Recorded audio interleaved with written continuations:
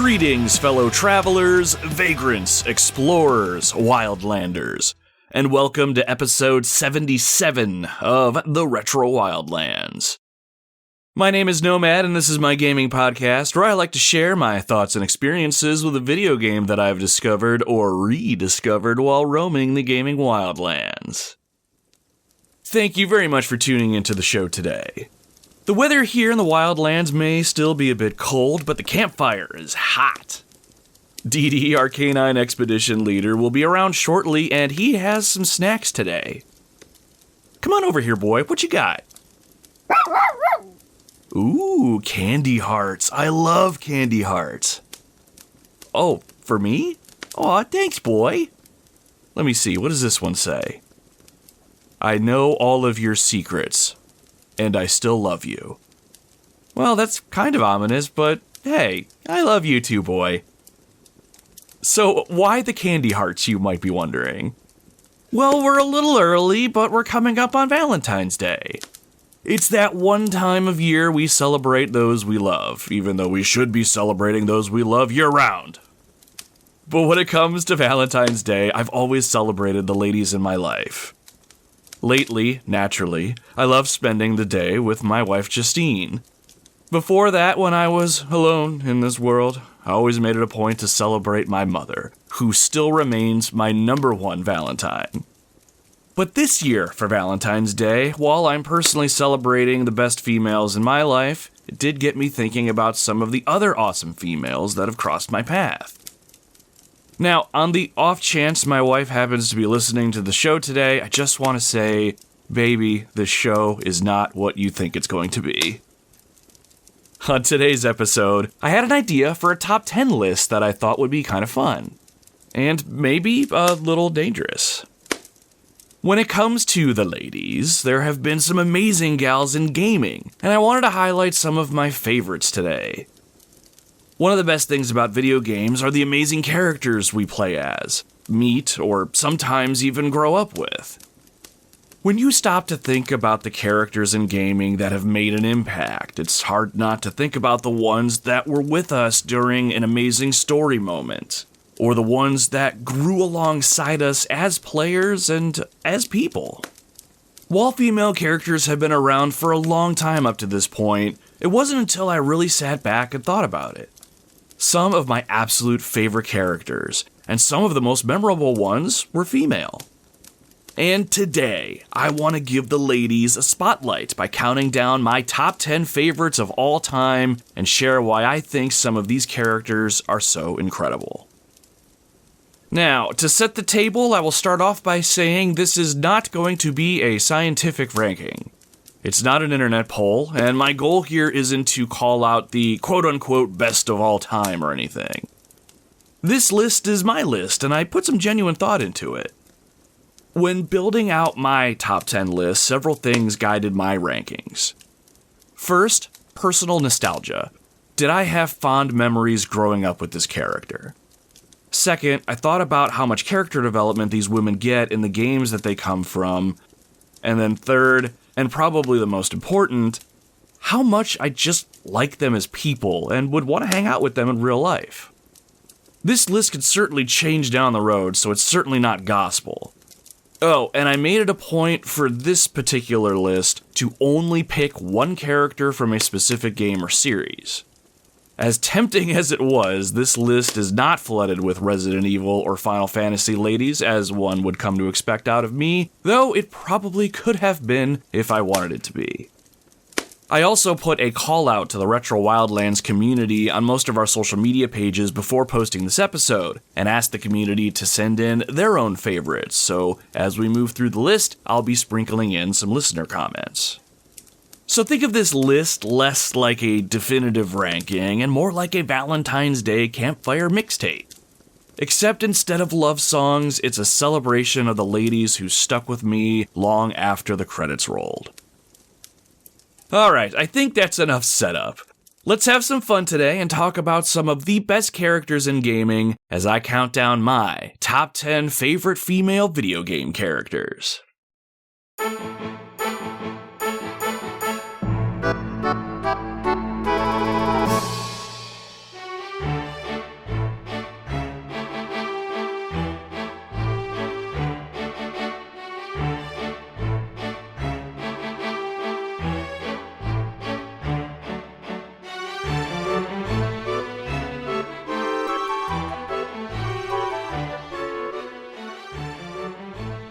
before we get into the actual top 10, I want to talk about a few characters who didn't quite make the cut. And I want to be clear, these were not easy eliminations. These are characters I genuinely like, characters that stuck with me, and characters that could have easily landed on a different version of this list. Hell, some of them could be on this list years from now if we do this all over again. But when I weighed nostalgia, character development, and how long that they've really lived with me as a player, these three ended up just outside the top 10, so much so that I still wanted to talk about them in brief. The first lady I cut was Quiet from Metal Gear Solid V: The Phantom Pain. Quiet is probably the most complicated cut on this list. Conceptually, Quiet is fascinating to me. She's tragic, loyal, powerful, and wrapped in layers of symbolism and a little bit of controversy. If you're wondering what I mean by that, go look up her character model if you've never seen her before. I think it kind of speaks for itself. When her character works, it really works, especially in the quieter moments, no pun intended, where you start to understand who she is beneath all of the spectacle. But she's also a character that asks a lot of the player. Patience, interpretation, and sometimes forgiveness for how she's presented. For me, that made her harder to rank alongside characters I simply enjoy being around. I appreciate Quiet more than I like her, and for my list, I'm trying to highlight connection and warmth as much as impact. I will say, playing MGSV and having Quiet as my sniper Overwatch is such a great time. Next, there's Invisigal from Dispatch. I've talked a lot about Dispatch lately, and Vizzy is one of my favorite characters from that game. She's clever, funny, and genuinely memorable. I loved her self-awareness, her humor, and the way she plays with superhero tropes without feeling too cynical. Speaking of her humor, it absolutely landed with me. I don't express it a ton on the show myself, but I love dark humor. Beyond the humor though, Invisigal is the kind of character who leaves an impression because of concept and delivery, rather than a long emotional arc. And that's ultimately why she landed just outside this list. I really like her, but she doesn't quite have the depth or growth compared to others who have traveled with me across longer games or multiple play sessions. Vizzy is a fantastic partner to Robert, Dispatch's main character, and complements him as a character from a story perspective very well, but I feel as though I have a deeper connection with some of the other ladies on this list. My last cut from my top 10 list of favorite gaming gals was Mael from Claire Obscure Expedition 33. This was very tough for me. Mael is a character that I connected with immediately. She's thoughtful, grounded, and written with a maturity that you don't always see, especially for someone of her age. There's a quiet confidence to her. She doesn't need to dominate every scene to feel important, and her presence carries emotional weight without being over-explained. The reason she didn't make the top 10 really comes down to time. The more I thought about her, she just hasn't had the years to build up that deep nostalgia or long-term staying power yet. I had a fantastic time learning about her, sharing genuinely happy moments with her, and grieving with her too. And she was fantastic to head into battle with. Mael was my parrying powerhouse. She is absolutely a character I could see climbing this list in the near future, but for now, she's a check back at a few years favorite for me. Alright, so those are the gals who just missed my top 10 favorites. But with that out of the way, it's time to officially start the countdown. These are the ladies who made the biggest impressions on me, who I feel have some amazing depth, and the ones I like enough that I could see myself hanging out with. And we're going to start the list off with a character whose legacy stretches way back. Even if the games she's in didn't always give her the spotlight she deserved. Number 10.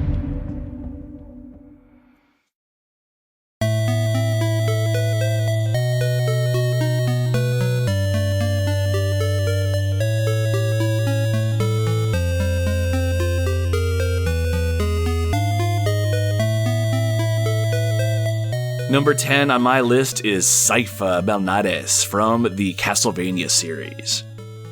Sypha represents something foundational, both for Castlevania and for female characters in early action games.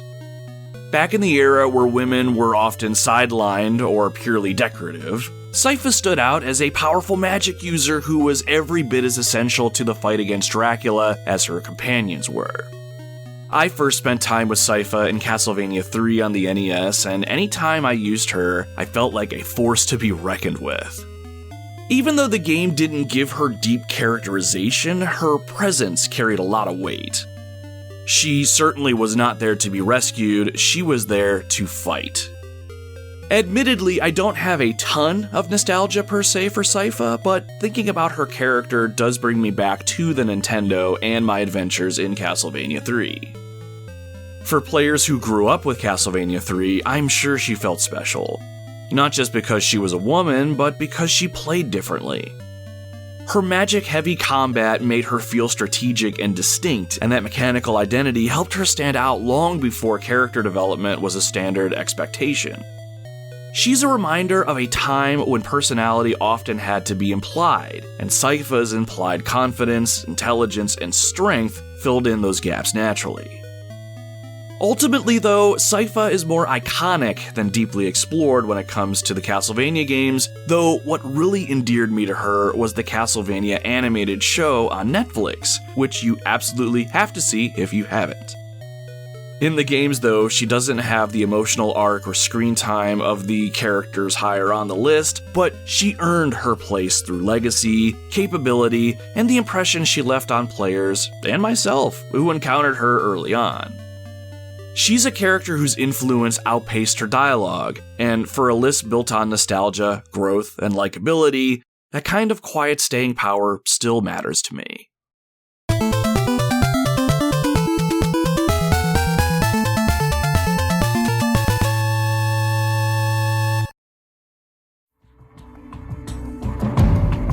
Number 9.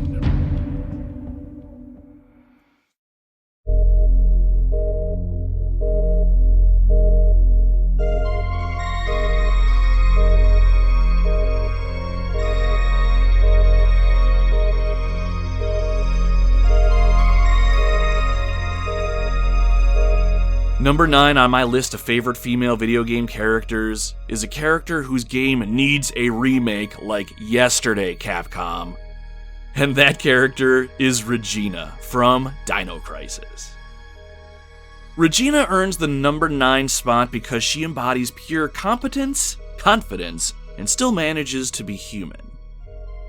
In Dino Crisis, she isn't defined by fear, romance, or mystery. She's defined by her job, and she's very good at it. From the moment you take control of her, there's a sense that she knows exactly why she's there and what needs to be done, even when everything around her is going horribly wrong. That kind of no-nonsense presence was refreshing at the time and still stands out to me today. There were moments where I found myself wondering if it was all a front, if she was actually just as scared as everybody else, and I found the possibility to be compelling and endearing. From a nostalgia standpoint for me, Regina hits hard. Frequent listeners of the show know that I'm a huge survival horror fan, and Dino Crisis on the original PlayStation was in that era that defined me as a gamer. When it comes to who she is as a character, Regina doesn't get a sweeping emotional arc per se, but she doesn't need to have one to be memorable. Her calmness under pressure, her practical dialogue, and physicality made her feel grounded and believable in a genre that often leaned into extremes. Regina is incredibly likable and capable, and she's also a character who deserved more room to grow. I often wonder what sort of character she could have evolved into if Dino Crisis were still around today. As it stands, though, she remains a strong, professional, and quiet iconic figure. One that left a lasting impression, even without layers of backstory or overt emotional beats. Personally, I will never forget the times her and I stepped into danger, and she did nothing but keep her cool.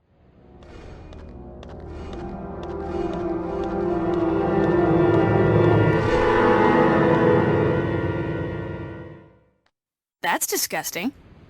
This guy's been eviscerated. Something tore his intestines straight out. Look at those tooth marks. It had to be some sort of animal. Okay, let's move on. You're not gonna believe this. He was attacked by some kind of dinosaur. Now that's a good one. This isn't a joke, you idiot. We were just attacked by a big-ass lizard. For real. What's going on over there? Before we move into number 8, let's check in with the Wildlands community and get some of their top picks.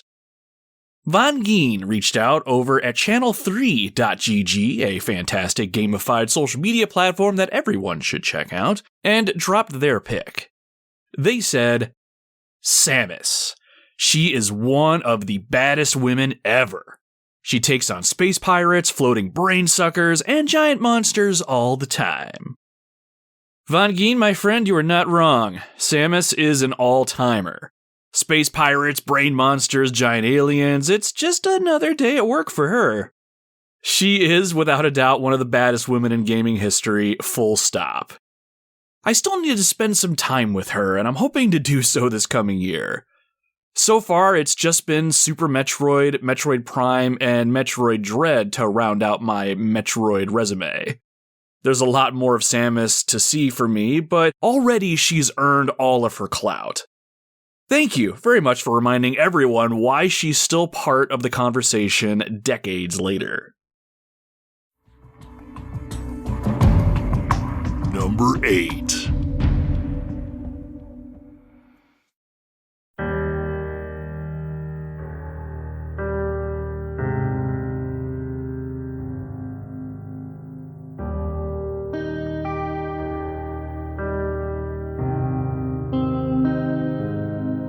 Number 8 may be a strange pick for some just because I don't know how many people know about this character, but my number 8 is a character that you never actually see, but can always feel by your side.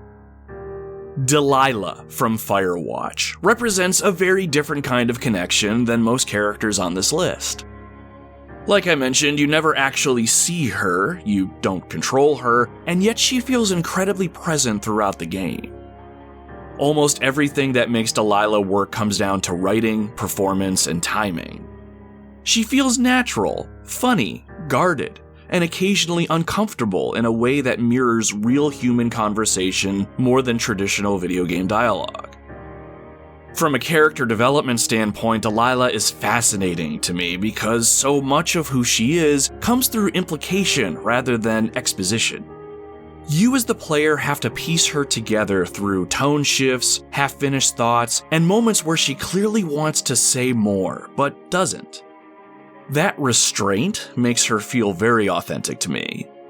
She isn't written to be universally likable, but she is written to feel real, and that realism goes a long way when you're talking about emotional impact. Delilah from Firewatch is deeply memorable to me, but she's also intentionally distant.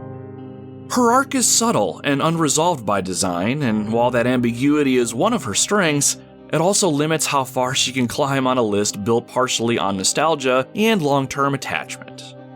Still, for me, Delilah lingers, long after the hike is over and the radio goes quiet, and that staying power earns her a well-deserved spot in my top 10.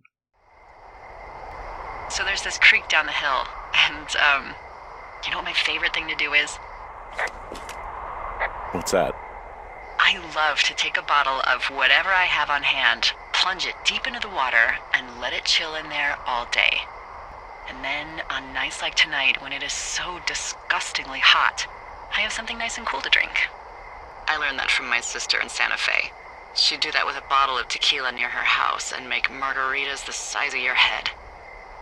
You would like it there. If I was there with you, I'm sure I would like it a lot. Are you looking at the fire? Yeah, I am. I love how they look at night.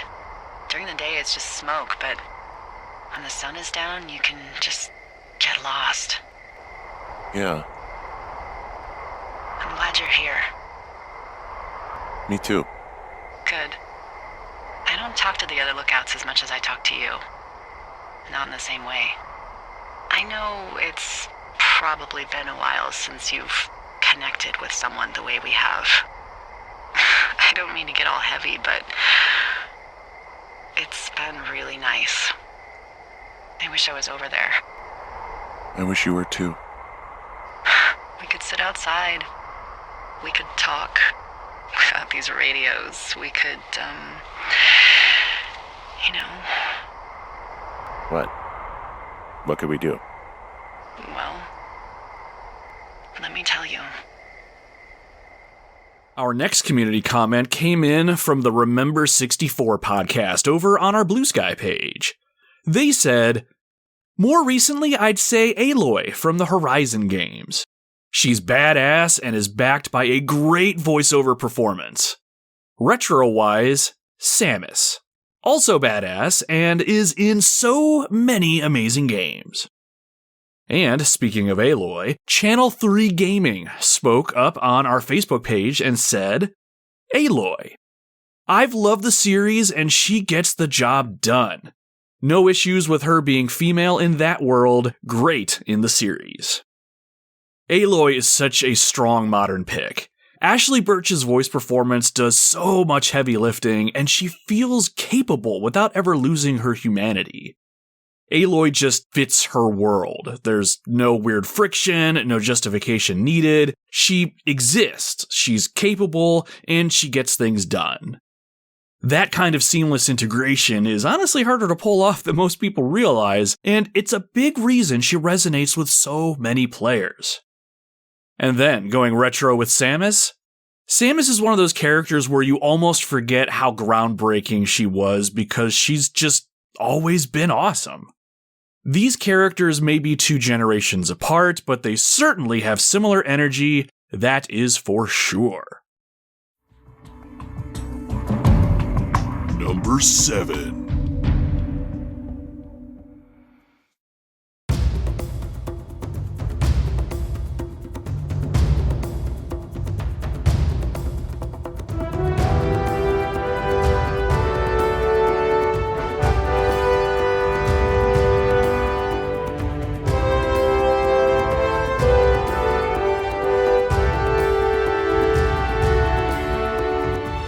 Chloe Frazier from the Uncharted series lands at number 7 because, for me, she is just pure charisma and I am all for it. From the moment she shows up in Uncharted 2, she brings a different energy than just about anybody else in the series. Chloe is confident, sarcastic, capable, and never quite playing her full hand. She isn't there to be impressed by Nathan Drake, and that alone makes her stand out to me. Chloe feels like someone who has already lived a full adventure before the game even begins, and I loved how her character had a depth to it right out of the gate without being spelled out to the player. What really makes Chloe work for me is how human she feels underneath all of the bravado. She's flawed, occasionally selfish, and not always sure that she's doing the right thing, but she does own her decisions. Her relationship with Nate is built on tension, history, and a sort of mutual respect rather than idealized romance. That grounded dynamic makes her easy to like even when she's making some questionable calls. Chloe is nearly endlessly fun and she's memorable, though she doesn't quite hit the same emotional depth or long-term resonance as some of the other characters higher up on the list. Chloe shines brightest in motion, in banter, action, and chemistry, rather than in quiet introspection. Still, every time she's on screen, she elevates the moment, and that kind of presence is more than enough to earn her a spot on my list of favorites. I'm sorry, do you have a plan to go along with that grenade? Yes, I do. I'm gonna circle around this way, break up their little party. Aren't you forgetting about somebody? Well, that's where you come in, sweetheart. I need you to take care of him. But, do it quietly. Do it quietly. Yeah. Are you sure about this? Desperate times, right? Oh. Okay, I see where this is going. Just need a diversion. You give me 5 minutes in that tent, that's all it'll take. Really? 5 minutes? Well, that's great. I won't even have to get my top off. Chloe, I was thinking more like an explosion. Or that. You know, you should play the hero more often. Suits you. Nah. Our next community shoutout came from Uriah over on our Retro Wildlands Facebook page. Uriah's comment was just a picture of who I assume was Zero from Drakengard 3. I have to respect the commitment to the chaos here, my friend. Just a picture, no explanation, and honestly, I think that tracks for this character. I know nothing about Zero, but from what I've read, she is loud, abrasive, yet tragic and unforgettable. And I love her character design as well. Thank you, Uriah, for giving Zero a bit of the spotlight today. Number 6.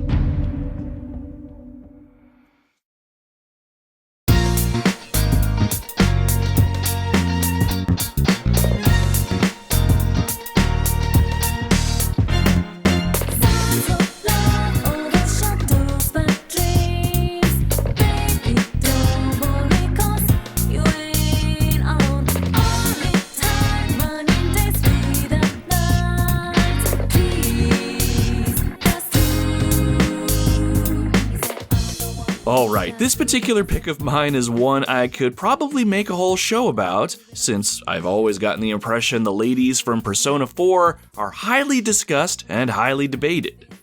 Everyone seems to have a favorite, and they will defend to the death that choice. For me, while I never did finish Persona 4 to completion, I spent over 60 hours with it, and I got to know all of the ladies well enough to land on a personal favorite in the game, and she just happens to land at number 6 on my top 10 list. That gal is Rise Kujikawa.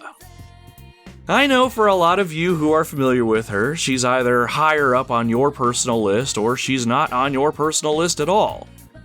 But let's discuss my mindset here. Rise is incredibly likable by design. She's expressive, affectionate, funny, and emotionally open in a way that makes her feel present throughout the entire game. Between her role in combat, her constant commentary, and her social link, she's always there. And her character arc, which is her stepping away from an idle persona and figuring out who she is when the spotlight turns off, is genuinely strong and relatable, especially if you've ever felt burnt out by expectations.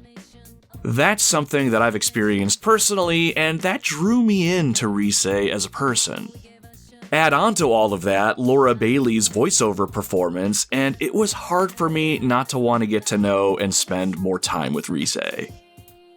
One of the reasons, though, that Rise didn't land higher up on my list is that, well, it kind of comes down to balance. She's written to be appealing, sometimes very direct, and while that works for a lot of players, it also makes her feel a little less organic compared to characters whose connections are quieter or harder earned. I like Rise a lot. I enjoy her company, I respect her growth, but when I look at nostalgia and long-term staying power, she sits comfortably in the middle of my list. And honestly, that feels exactly right for a character who inspires this much debate in the first place. There's no way to become someone else. I ran away from my plain, gloomy self. Then I ran away from my idle self. Right now, I'm the homicide detective self, I guess. I would have run away from that as well if I didn't realize. I've been trying to become how I wanted to be. I pick a role. When I'm through with it, I continue chasing the real me by picking another role. When in fact, those roles are all me. I don't want to run away anymore. I don't want to search somewhere else for myself. I'm gonna hang in there, as the complete me. Speaking of Rise, InfoCynic over at channel3.gg had a lot to say, and I think it all stemmed from the photo I used to promote listener comments, which had Rise on it. InfoCynic said, Rise is a choice, LOL. Partly because I haven't done multiple replays of 4, I'd always pick one of the Persona 5 or Persona 3 women. Probably Yukari being the best character, though not waifu. Kasumi is well written, but AFK most of the game. Ignoring player avatars that can be multiple genders, sorry Shepard, there is still Tali from Mass Effect making a strong case for herself. Oh, and how could I forget Samus? Interesting too because, Zero Suit aside, she's not quote-unquote feminine in the video game stereotype ways a lot of others are. Cynic, my friend, this is exactly the kind of comment that I expected and hoped for when I was originally putting my Risei thoughts together. Persona fans will debate its stellar cast of ladies forever. Yukari as a character first pick makes a ton of sense from what I know about her. I've also heard Kasumi is great but underused, and yeah, Tali from Mass Effect is always in the conversation, which reminds me I should probably play Mass Effect one of these days. And also, that Samus point is spot on. She's powerful without leaning on those quote-unquote feminine tropes. I also wanted to insert another community comment here, this one from Curtis, who reached out over on our Facebook page. Curtis said, "I'd have to say Sylvanas Wildrunner from World of Warcraft is my number one. She's an absolutely well-written character with excellent voice acting, not to mention she's an absolute badass. From hero to anti-hero to major protagonist to her full-on villain arc, Sylvanas was killing it, quote-unquote, every step of her incredibly deep story." Curtis, this is a fantastic pick. Sylvanas, if I'm even pronouncing that correctly, is one of those characters where even people who fell out of World of Warcraft still know exactly who you're talking about. Hell, if it's not evident, I've never played Warcraft, and I know exactly who you're talking about. Her arc is wild, from hero to anti-hero to villain and everything in between, like you said, and the voice acting absolutely carries that evolution. Whether people loved or hated where her story went, you can't deny the impact. So that said, thank you, Curtis, for bringing some MMO energy to the list. Number 5.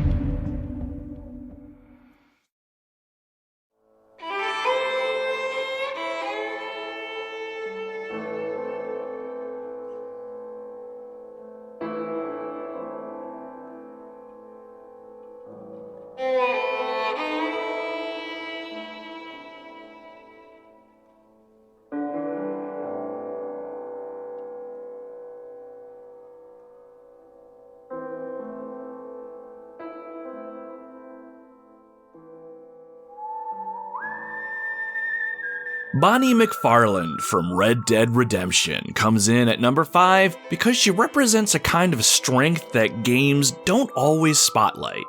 But when they do, it sticks with you.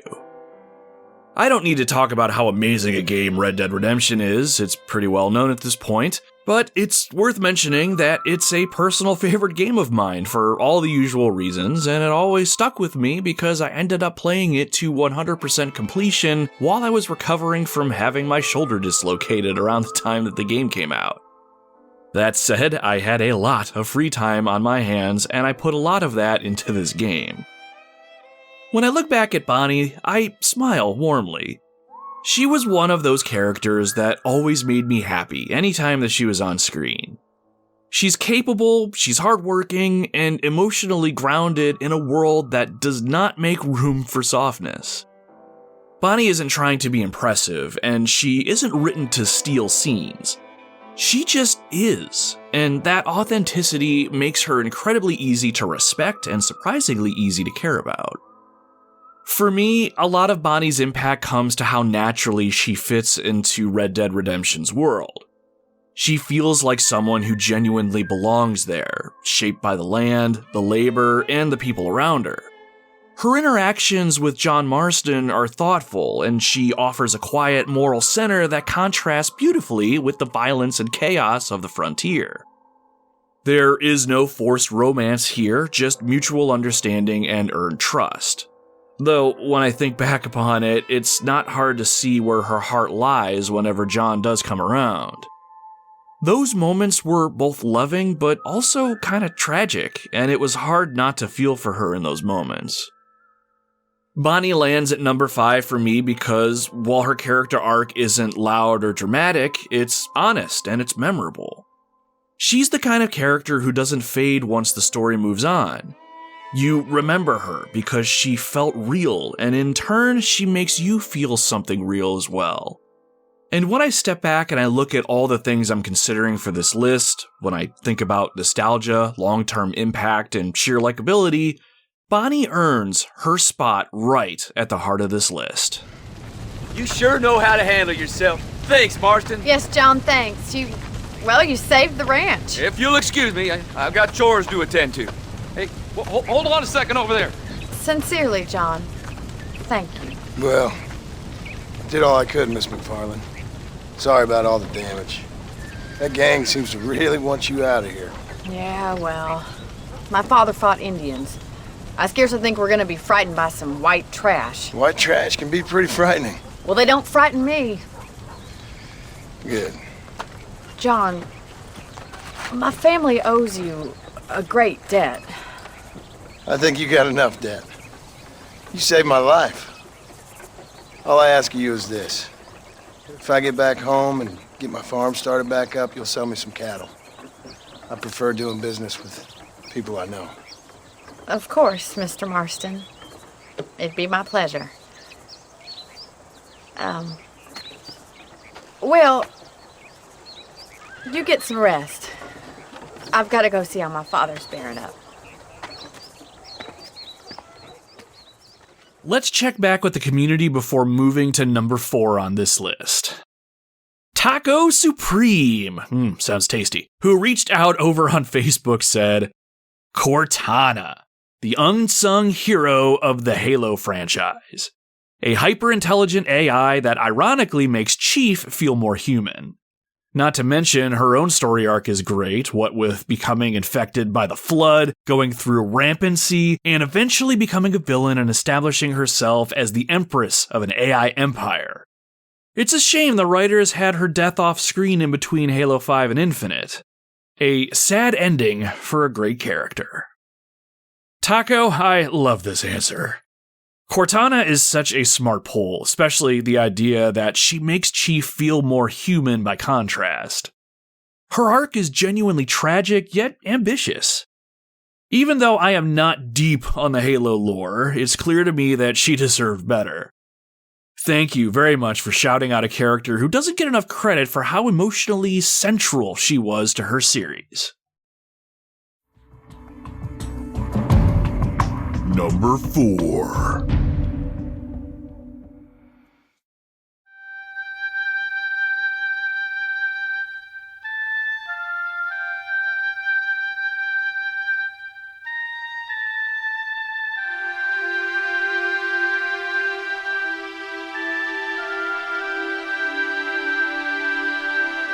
Lara Croft comes in at number 4 because it is impossible to talk about women in video games without acknowledging the ground that she broke. When Tomb Raider launched in the mid-90s, Lara wasn't just a protagonist, she was a phenomenon. Confident, capable, and utterly self-sufficient, she redefined what a female lead in an action game could look like at the time, and that impact still echoes through the medium today. From a nostalgia standpoint, Lara is massive for both myself and gamers of all ages. For a lot of players, she was the first female character who felt like the hero, not the exception. I had a lot of memories growing up with Lara as my stepdad and I played through the first 2 original games on the PlayStation together. It was so much fun working together to solve the game's puzzles and progress forward. Even though her early games didn't dive deeply into her inner life, her presence did a lot of the heavy lifting. Later interpretations added layers and emotional context to her character, and while I appreciate the modern interpretation of Lara Croft, my love for her stems from those original games where Lara was an adventurer for adventure's sake, and that was that. I am hoping that the latest Tomb Raider games go back to recapture that magic of her character.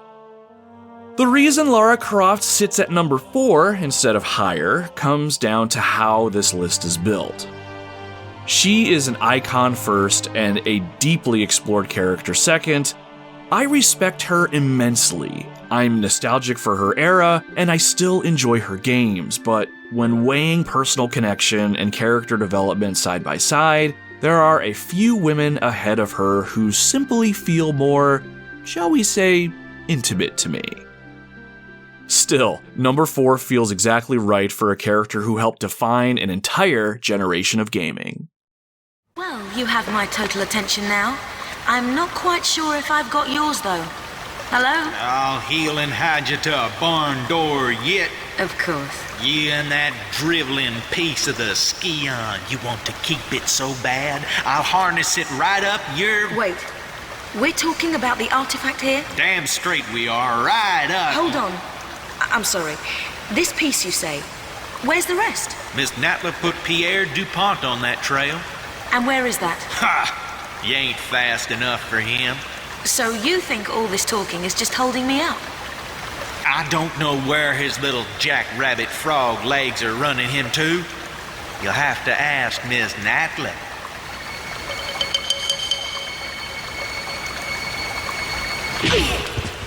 Thank you. I will.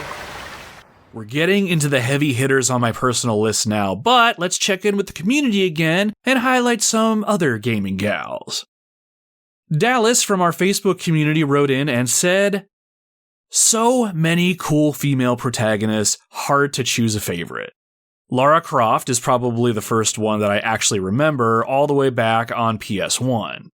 I guess notable characters would be Ellie from The Last of Us, Aloy from Horizon Zero Dawn, V, if you choose female V, from Cyberpunk 2077. There are probably more, but it's Sunday. My brain is taking a nap." Dallas, thank you, and I feel that Sunday brain nap energy very deeply. Lara Croft being the first one you remember makes perfect sense. For a lot of us, she was the introduction.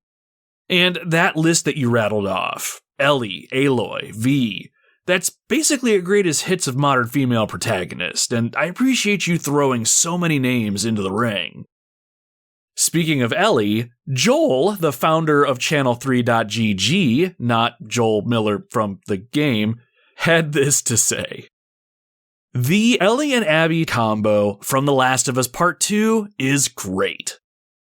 Joel, I gotta agree, man. Ellie and Abby together is a really strong choice, especially because The Last of Us Part 2 asks you to sit with discomfort and empathy in a way few games do. You don't have to love both of them to appreciate how complex they are. That dual perspective is what makes them so memorable. Both of these ladies are a butterfly and a wolf to their core. Number 3.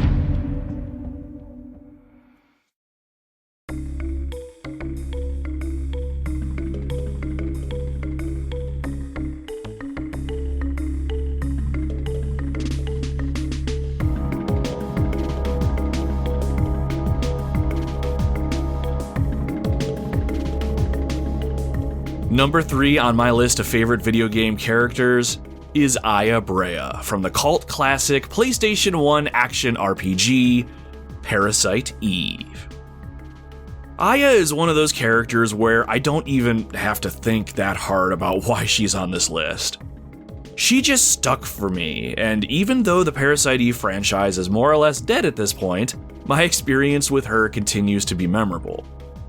From the first time I played Parasite Eve, Aya just felt different.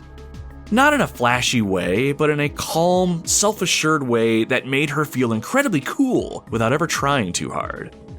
Though, while she often displayed confidence at times and was almost brash on occasion, there was a real vulnerability to her character that really stood out to me. Aya is often depicted as this blonde, sexy, femme fatale type of character, especially when depicted in her long black dress at the start of the game, but her greatest qualities are more than surface level. What I've always loved about Aya as a character is how grounded she feels in a world that is absolutely not grounded. In Parasite Eve, you've got body horror, weird science, end-of-the-world stakes, and in the middle of it all is just Aya dealing with it. She's professional, she's empathetic, she asks questions, and she reacts like an actual person would in the situation that she finds herself in. There's no exaggerated bravado, no forced edge. She's strong because she has to be, not because the game wants to show you how strong she is. And in the moments where the events of the game weigh on her and she struggles with whether or not she's strong enough to endure, that's where she shines brightest as a character. And yeah, nostalgia absolutely plays a big role here for me. I cannot count how many times that I've played this game through since it was originally released. There was actually a point where I would play this game every year or so. Parasite Eve is such a specific moment in gaming history, and Aya Brea is a huge reason it still lives rent-free in my brain. She doesn't dominate video game character conversations the way some characters do nowadays, but when I think back on that era, she's right there at the top. Having her at number 3 on my list feels right because she's deeply memorable and endlessly cool, but there are still 2 more characters ahead of her who hit me even harder on a personal level.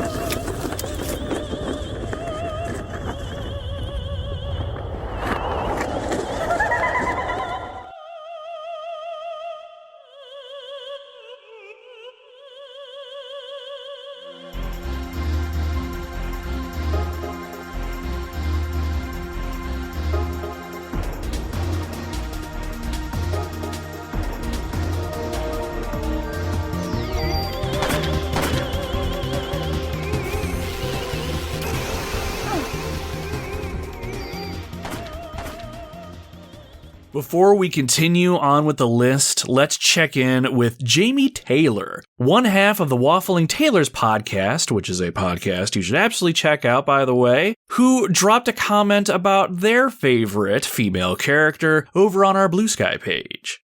Jamie said, "Claire Redfield gets my vote. Her treatment in RE2 Remake was a little unfair because it felt like she suddenly fell head over heels for Leon, but her story arc goes from, I have to find my brother, to kick-ass anti-terrorism, anti-biowarfare agent super quick." Jamie, thank you for writing in. And yeah, Claire getting your vote just feels perfectly right. I actually agree with you on the RE2 Remake point too. But what I love about Claire is exactly what you said. She levels up and she levels up fast. She starts the game just trying to find her brother, and by the end, she's already on the path to becoming one of the toughest anti-biohazard characters Capcom's ever created. And looking past that, she just comes off as one of the most real female characters in the entire series. Our very last community comment came from Jedi Johan, who reached out to me through channel3.gg. They said, "Zelda is my favorite. Wisdom is a strength that's hard to portray in games, but her growth and development, especially through the Breath of the Wild, Tears of the Kingdom stories, including the Hyrule Warriors, is just wonderful. Echoes was a great way to lean into wisdom, which Echo to choose. Hoping for more Zelda games that focus on her journey." Master Jedi, that is a beautiful pick. And you're absolutely right. Wisdom is a hard strength to portray in games, and Zelda's growth across Breath of the Wild and Tears of the Kingdom is genuinely thoughtful. While I haven't personally played Tears of the Kingdom yet, I saw all of this on full display in Breath of the Wild firsthand. I love how those games let her be curious, flawed, and brilliant. Thank you for highlighting a quieter but incredibly powerful kind of strength, which I think transitions to my number 2 pick quite nicely. Number number 2.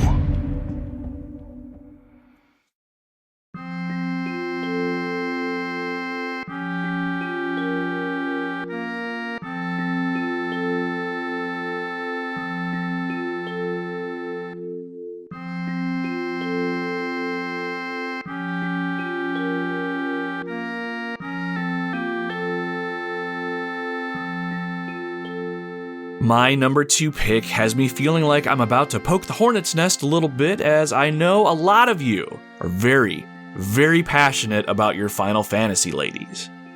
But as per the rules of this list, I could only pick just one. And that said, my 1 is Tifa Lockhart from Final Fantasy VII.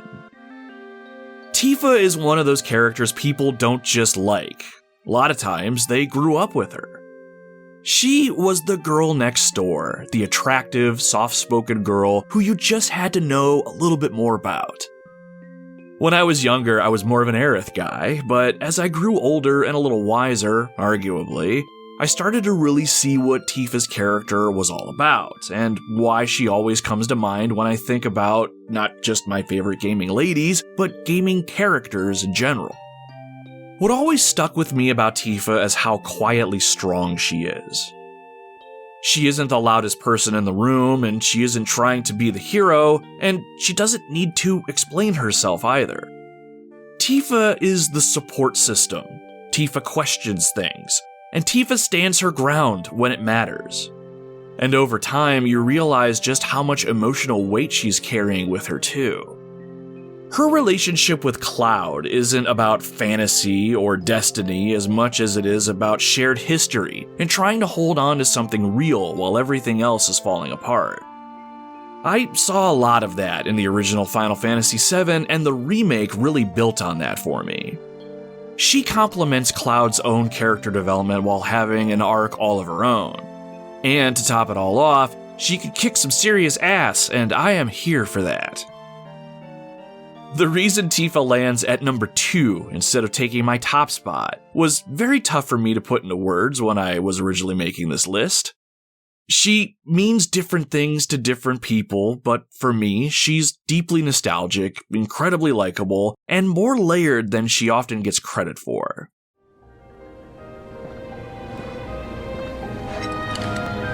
Well, most people would say something sweet right about now. I'm sure they would. But you're a more discerning customer, aren't you? In which case...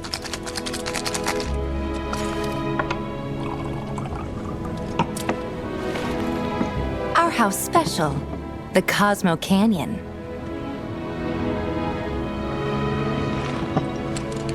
Beautiful. I gotta go.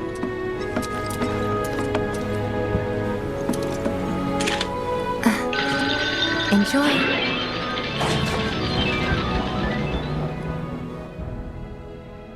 Before we get to my number 1, I just want to take a quick second to say thank you to everyone who sent in comments, thoughts, and hot takes for this episode.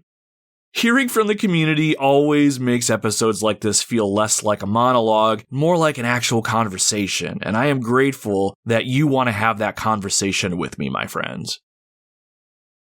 Alright, with that said, we have made it. We are at number 1. I know for a fact that this character will not be on the top of everybody's lists, but this character is special to me. Once I started making this list and realized that she belonged at number 1 for me, she never actually moved away from that spot. Some rankings shifted, some tough cuts had to be made, but this spot stayed locked in from the start. Number 1.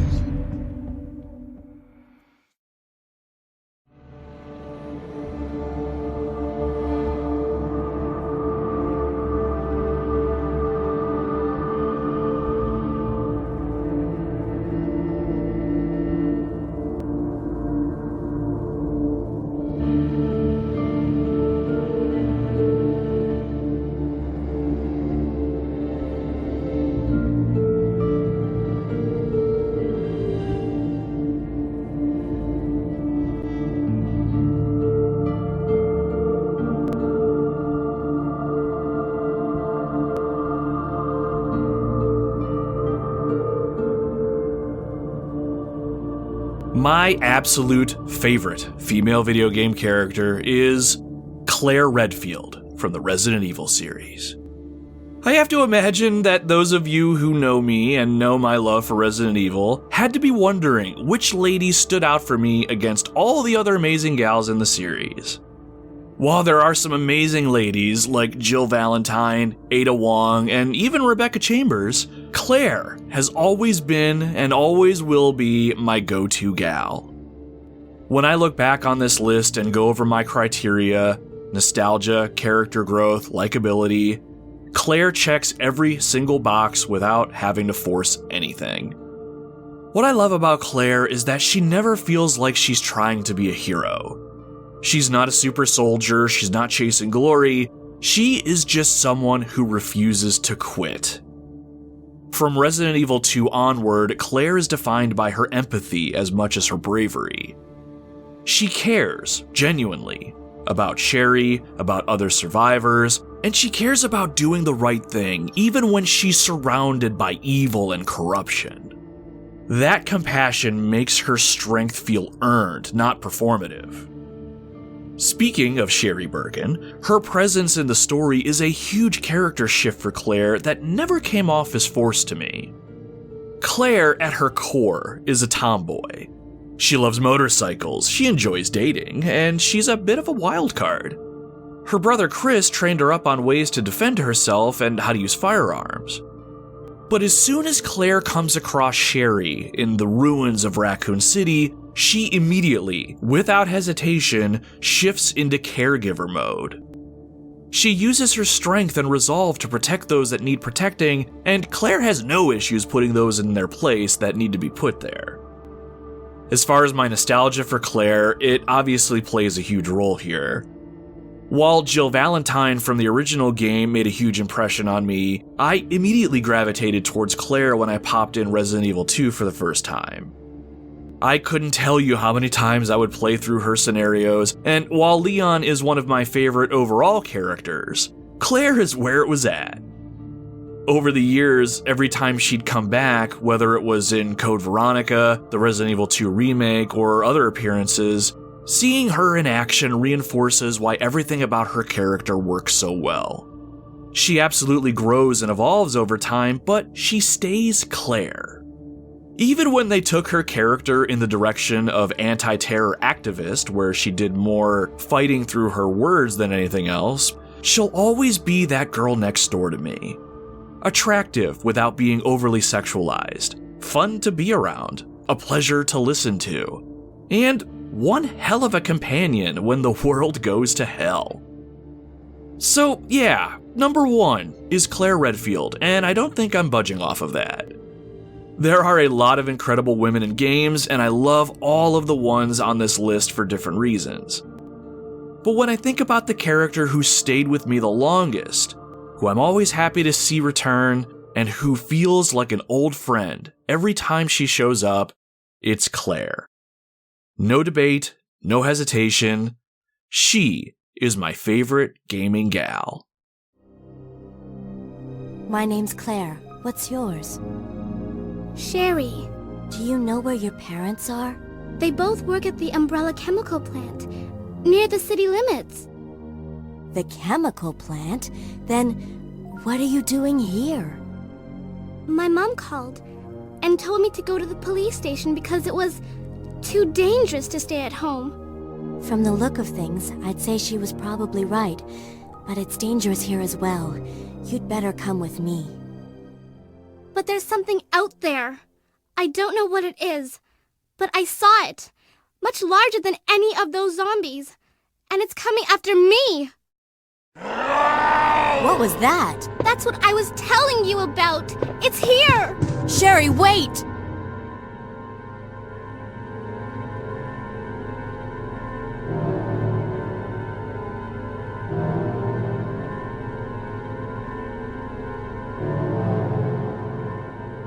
And that is all she wrote, my friends. This has been episode 77 of the Retro Wildlands, my top 10 favorite female video game characters. Thank you all very much for tuning into the show today. This somewhat Valentine's Day theme episode was fun to put together.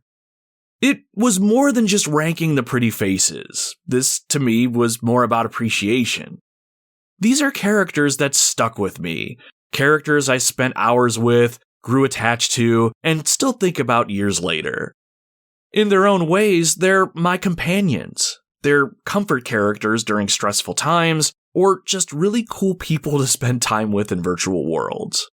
I'm glad we took some time to highlight the ones most important to me, so thank you again for listening. If you liked the show today and you want to show it and myself some support, please consider subscribing to the Retro Wildlands on your preferred podcasting platform. So far, assuming this episode was released on time, I've been able to release something every single week this year, with a bonus written game review every Wednesday, so kudos to me. That is a great reason for you to subscribe to the show. I am pumping them out more often than I ever have before, and you don't want to miss what I have in store. You can also follow us on our social media pages, or you can check out theretrowildlands.com for the latest on the show, check out some mini-game reviews and blogs, or even check out some of the videos that I've made or links to podcasts that I've been a guest on. The Retro Wildlands is also part of the SuperPod Network, home of some other awesome video game podcasts and other gaming content, and you can follow us over there at superpodnetwork.com. Other than this show, you can check out some other awesome shows, such as the Elder Trolls Gaming Podcast, the Retro Game Room with Sam and Sarah, Gaming Together, and more. There's blog posts, videos, and tons of other content, so be sure to check all of that out by heading over to superpodnetwork.com. Now, if you really like the show and you have a little bit of time to spare, I would love it if you could give us a good review or even share the show on your favorite social media platform with your friends. You can leave a star rating for the show on Spotify, but you can leave that and a written review over on iTunes, Podchaser, Podbean, and Podcast Addict, just to name a few places. Good reviews and shares will certainly help the show appear in more search feeds, but more than that, it'll let me know that you like what it is that I'm trying to do here and that I'm delivering something that you truly enjoy. Though, like I say every episode, you are under no obligation to do any of this. Just the fact that you're listening to my show right now is much more than I could have ever asked for, so above all else, thank you for being here. So, what's coming up next? Coming up first is another short episode of the Expedition Log. In entry number 3, I want to talk about Dispatch, the narrative-based superhero adventure that was released late last year. It was one of my favorites from last year, and it is still on my mind, so I want to talk about it one more time before finally putting it to rest. That said, it is topical again, as it's set to release on the Nintendo Switch 2 soon, and Nintendo's choice to make the in-game censorship options mandatory has caused quite a stir, and rightfully so. So I figured I'd take advantage of Dispatch being topical again and drop a short podcast episode about it. Now, after that short episode, we're going to enter new territory here in the Wildlands and check out a video game from a genre that I really, really like and have a ton of respect for, but I suck at it.